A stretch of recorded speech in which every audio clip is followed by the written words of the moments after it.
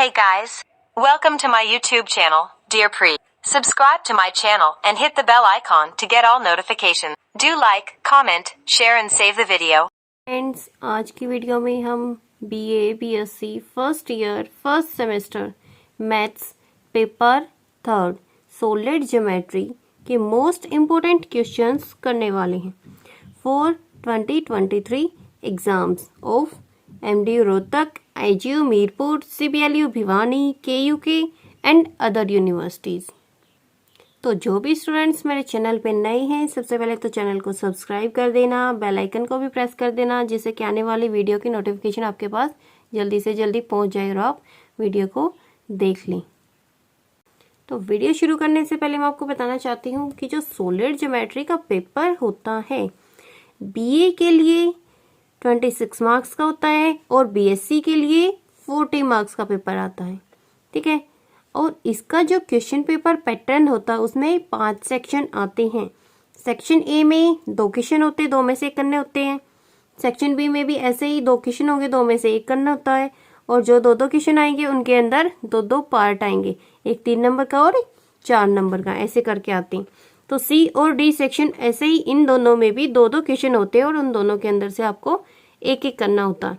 लेकिन जो 5th section होता है उसमें वेरी शॉर्ट आंसर क्वेश्चन आते हैं, 2-2 नंबर के 6 क्वेश्चंस। तो वो सेक्शन हो गया हमारा 12 नंबर का, ठीक है। ये ऐसे जो पैटर्न मैंने अभी अभी मार्क्स वाइज पैटर्न बताया वो बीएससी का होता है। तो हमने मार्क्स का तो पैटर्न देख लिया है। अब हम देखते हैं जल्दी से कि इसके जो मोस्ट इम्पोर्टेंट क्वेश्चंस हैं आने वाले, जो अभी 2023 एग्जाम्स में आएंगे, वो कौन कौन से हैं। तो सबसे पहला पार्ट जो पूछा जाता है फर्स्ट क्वेश्चन का, वो क्या है, find the centre, length and equation of axis, eccentricity, foci, directories of the conic. Conic की आपको इक्वेशन दे देंगे जिसका centre, length, equation of axis, eccentricity, foci, directories सब कुछ निकालना होगा। और ये जो क्वेश्चन आएगा ये 4 नंबर का आएगा। नेक्स्ट पार्ट में क्या पूछा जाएगा, ट्रेस द कोनिक। कोनिक की इक्वेशन दे देंगे और कोनिक को आपको ट्रेस करना होगा। नेक्स्ट क्वेश्चन में पूछा जाएगा कि prove that the conic, 2 conic होंगे अलग अलग, उनकी अलग अलग इक्वेशन दे देंगे कि ये जो कोनिक हैं, क्या प्रूव करना हमें कि these have double contact with each other, एक दूसरे के साथ 2 कॉन्टेक्ट हैं, ये हमें प्रूव करना होगा। उसके बाद ये फर्स्ट क्वेश्चन के फर्स्ट पार्ट में आएगा, ये सेकंड पार्ट में आएगा, ये सेकंड क्वेश्चन के फर्स्ट पार्ट में आएगा। अब जो सेकंड क्वेश्चन का सेकंड पार्ट है उसमें क्या आएगा, prove that the confocal conics through any point in the plane of ellipse intersect orthogonally. ये क्वेश्चन भी कई बार रिपीटेड वे में आता है, ठीक है। तो इसको भी बिल्कुल अच्छे से पढ़ के जाना। नेक्स्ट 2 क्वेश्चन और भी लिख रखे हैं मैंने। जो सेकंड क्वेश्चन होता है उसमें इसकी जगह ये भी क्वेश्चन आ जाते हैं कई बार, तो इन क्वेश्चन को भी अच्छे से पढ़ लेना।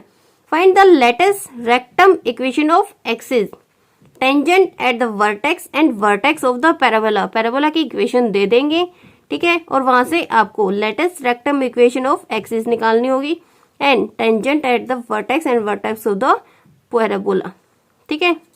इसके अलावा एक और क्वेश्चन हमारे पास, prove that the conic, 2 conic दे देंगे यहाँ पे और उनको क्या प्रूव करना है कि आपस में कॉन्फोकल हैं।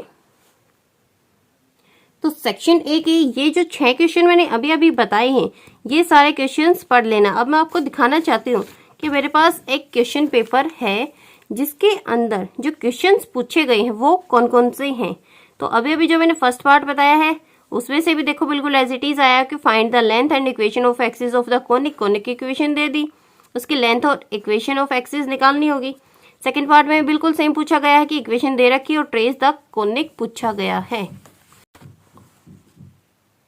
अब जो सेकंड क्वेश्चन है उसके ए पार्ट में क्या पूछा गया कि prove that the conic, 2 conic की इक्वेशन हमें दी गई है और ये बताया गया है, मीन्स पूछा गया है कि have double contact with each other. ये वाला पार्ट भी मैंने बताया है।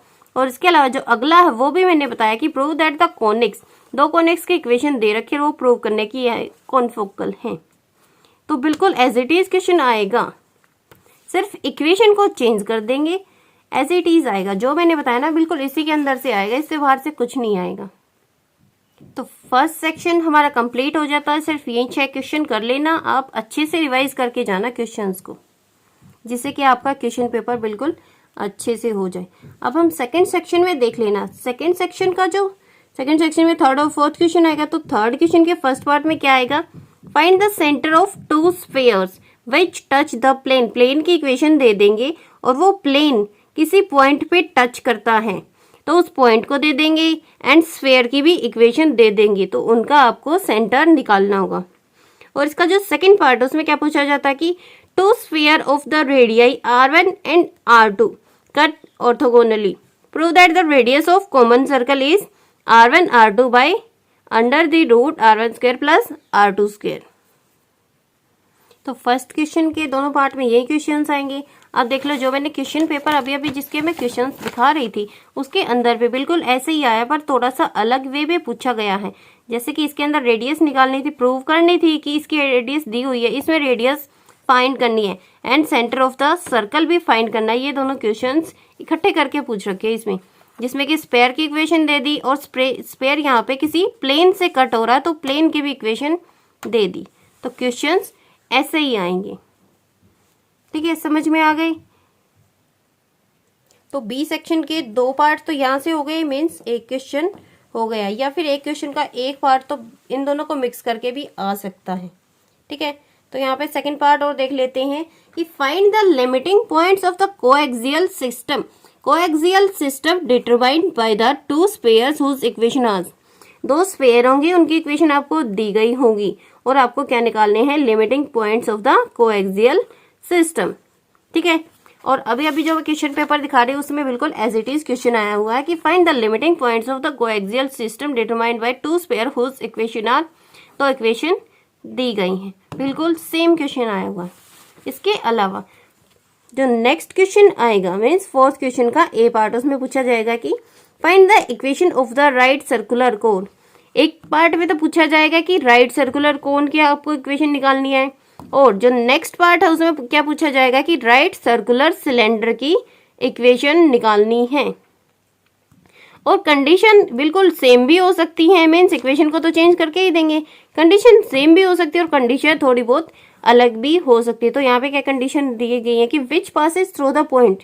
राइट सर्कुलर कोन की इक्वेशन निकालनी है, तो वो कोन कहाँ से पास हो रहा है, इस पॉइंट से पास हो रहा है, और उसका जो वर्टेक्स है वो ओरिजिन पे है, एंड एक्सिस क्या है, एक्सिस की हमें इक्वेशन दी गई है, और सिलेंडर का क्या दिया गया है, सिलेंडर का एक्सिस दिया गया है, एंड रेडियस भी दी गई है।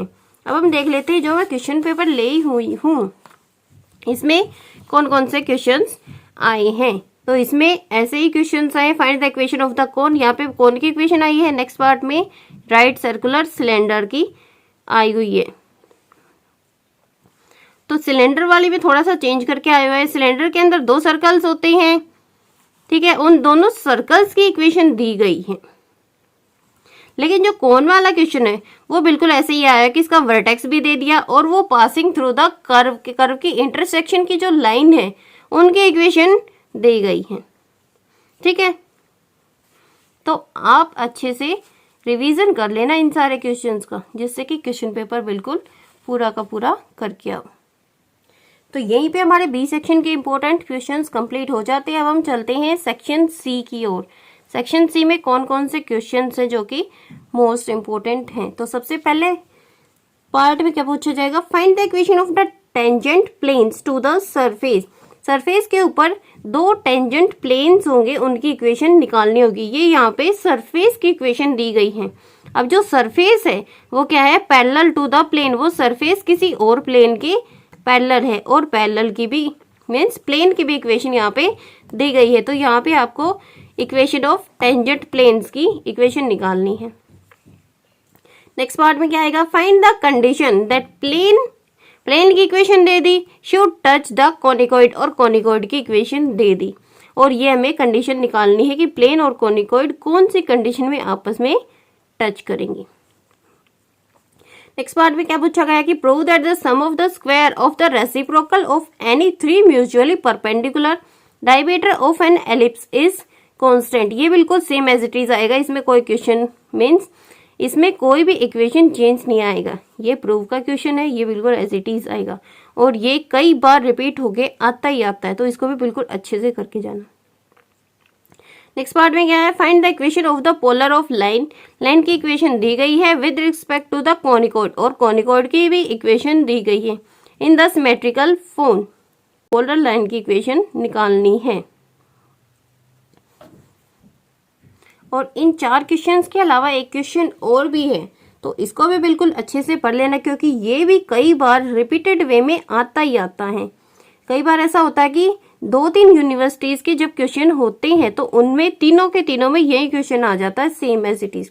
इसमें भी कोई इक्वेशन चेंज नहीं होगा, ये बिल्कुल एज इट इज ही आता है। The normal at any point P of a central conicoid meets the 3 principal planes at G1, G2, G3 shows that PG1 into PG2 into PG3 equals to A inverse into B inverse into C inverse। तो इस question को note कर लेना, ये तो आएगा ही आएगा। तो सी सेक्शन में हमारे ये 5 क्वेश्चंस हैं, बस इन्हीं को पढ़ लेना, आपका सी सेक्शन क्लियर हो जाएगा। अब देखो क्वेश्चन पेपर में सी सेक्शन में से कैसे कैसे क्वेश्चंस आए हुए हैं। Find the equation of the 2 tangent plane, ये भी मैंने अभी बताया है कि 2 टेंजेंट प्लेन्स की इक्वेशन निकालनी है। तो given line given by which contain lines, जिसके अंदर लाइन की इक्वेशन दे रखी है, 2 इक्वेशन दे रखी है। और जो मैंने क्वेश्चन बताया था उसके अंदर क्या था, जो प्लेन है वो किससे टच कर रहा था, कॉनिकॉइड से टच कर रहा था, लेकिन यहाँ पे एलिप्सॉइड से टच कर रहा है। यहाँ पे थोड़ा सा चेंज आया है, एलिप्सॉइड की इक्वेशन दे रखी है। नेक्स्ट पार्ट में क्या है, find the equation of the polar line. Line की इक्वेशन दे दी with respect to the conicoid, conicoid की इक्वेशन दे दी इन द सिमेट्रिकल फॉर्म, ये बिल्कुल एज इट इज आया हुआ है। ठीक है, तो 2 पार्ट्स हमारे हो गए। 6th क्वेश्चन में क्या आया हुआ है, प्रूव दैट द नॉर्मल दे दिए alpha beta gamma to the paraboloid. यहाँ पे पैरेललोइड की इक्वेशन दी गई है, lie on the cone. Next part में क्या है, find the equation of the plane of the section of central conicoid. Conicoid की इक्वेशन दी गई है जिसका सेंटर क्या है, x1 y1 z1 है। ठीक है, तो बिल्कुल एज इट इज क्वेश्चन आए हुए हैं, थोड़ा बहुत ही इनके अंदर अंतर है। तो अभी सी सेक्शन हमने कर लिया, सिर्फ यही 5 क्वेश्चंस कर जाना, जिसके करने से आपका सी सेक्शन क्लियर हो जाएगा। अभी हम देख लेते हैं कि डी सेक्शंस में कौन कौन से क्वेश्चंस रिपीटेड वे में हर साल पूछे जाते हैं। तो सबसे पहला पार्ट क्या है, find the coordinates of centre and length of semi axis of the section of ellipsoid. Ellipsoid भी आ सकता है, पैराबोलॉइड भी आ सकता है और हाइपरबोलॉइड भी आ सकता है। तो ये यहाँ पे थोड़ा सा चेंज हो सकता है, लेकिन निकालने आपको सेंटर के कोऑर्डिनेट्स भी हैं और लेंथ ऑफ सेमी एक्सिस, जो जो क्वेश्चन के अंदर मेंशन कर रखा होगा वो निकालना है। ठीक है, तो सेकंड पार्ट में क्या आएगा, find the equation of the generating lines. Generating lines की जगह जनरेटर्स भी लिखा जा सकता है, और यहाँ पे भी हाइपरबोलॉइड भी आ सकता है, पैराबोलॉइड भी और एलिप्सॉइड भी आ सकता है, और इसकी इक्वेशन आपको दे देंगे। ठीक है, तो ये दोनों पार्ट हमारे हो गई। नेक्स्ट क्वेश्चन में क्या आएगा, उसके फर्स्ट पार्ट में show that the locus of the point of intersection of 3 planes mutually at right angles each of which touches 3 given confocals of a sphere.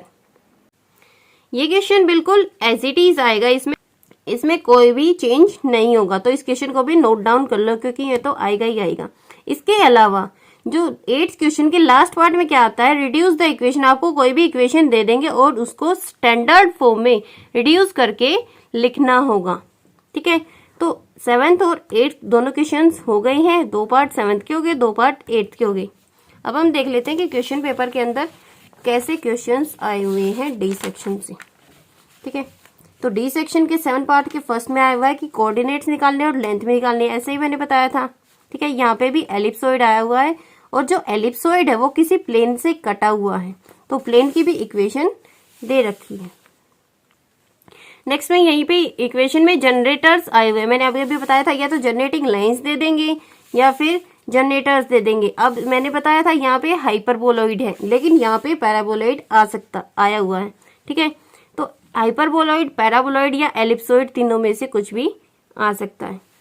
अब देख लेते हैं 8th क्वेश्चन के ए और बी में क्या हुआ है। ए में क्या हुआ है, prove that the tangent lines to 2 confocal planes. जो मैंने क्वेश्चन करवाया उसमें 3 कॉन्फोकल प्लेन है और यहाँ पे 2 आए हुए हैं, ठीक है, तो दोनों को अच्छे से कर लेना। इसके नेक्स्ट पार्ट में क्या आया हुआ है, रिड्यूस द स्टैंडर्ड फॉर्म। कोई भी इक्वेशन दे दी और इसको स्टैंडर्ड फॉर्म में रिड्यूस करना है। उसके साथ साथ और भी कुछ पूछा गया, देखते हैं क्या है। And state the nature of surface represented by the equation. जिस इक्वेशन से नेचर ऑफ सरफेस बताना है कि कौन सा सरफेस जनरेट हुआ है, ठीक है।